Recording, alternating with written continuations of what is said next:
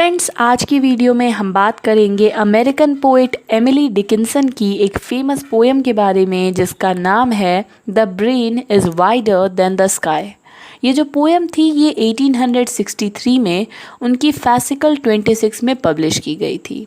Friends, ये जो poem है ये हमारी माइंड, हमारे दिमाग की क्रिएटिविटी, उसकी पावर और उसकी इमेजिनेशन, इसके बारे में बताती है। यानी पोइट्री की थीम है the power of human mind.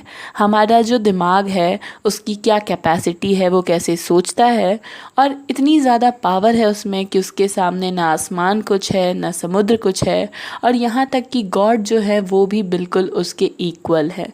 God भी उससे ज़्यादा नहीं है, उससे पावरफुल नहीं है। ये जो पोएम है ये 12 लाइंस की है जो कि 3 क्वार्टेट्स यानी 4 लाइन स्टैंजाज में बांटी गई है।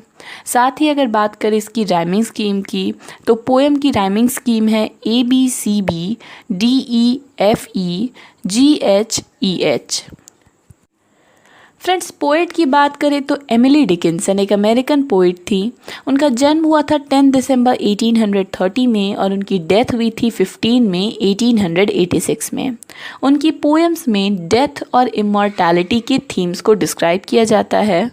अपनी लाइफ टाइम में उन्होंने 1775 पोएम्स लिखी थी और किसी भी पोएम का उन्होंने कोई टाइटल नहीं दिया था।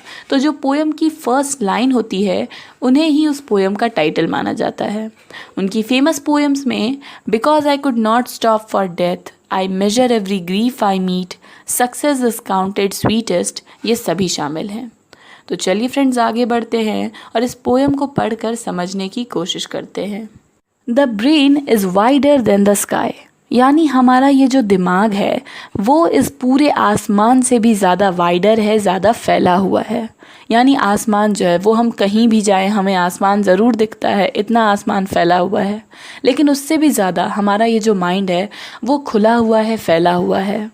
For put them side by side, क्योंकि अगर तुम इन दोनों को, हमारे दिमाग को और साथ ही आसमान को एक साथ एक दूसरे के अगल बगल रखोगे, the one the other will contain with ease, तो जो पहला है यानी हमारा जो दिमाग है वो दूसरे को यानी कि आसमान को पूरी तरह से कंटेन कर लेगा, खुद में समा लेगा।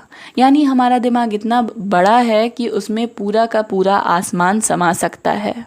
एंड यू बिसाइड, और उसके साथ ही तुम भी उस दिमाग में समा सकते हो। यानी दिमाग की सोच जो है वो इतनी ज़्यादा फैली हुई है, इतनी दूर तक हमारी सोच जा सकती है कि पूरा आसमान भी समा जाता है और साथ ही वो इंसान भी जो उस सोच को सोच रहा है जिसका वो दिमाग है। The brain is deeper than the sea, यानी हमारा जो दिमाग है वो समुद्र से भी ज़्यादा गहरा है, समुद्र से भी ज़्यादा डीप है। For hold them blue to blue, यानी अगर तुम उन्हें होल्ड करोगे यानी पकड़ कर एक साथ रखोगे। ब्लू टू ब्लू यानी blue colour of the mind to blue colour of the ocean, mind और ओशियन दोनों को अगर बगल बगल रखोगे तो the one the other will absorb, जो पहला है जो दिमाग है वो दूसरे को एब्जॉर्ब कर लेगा, सोख लेगा।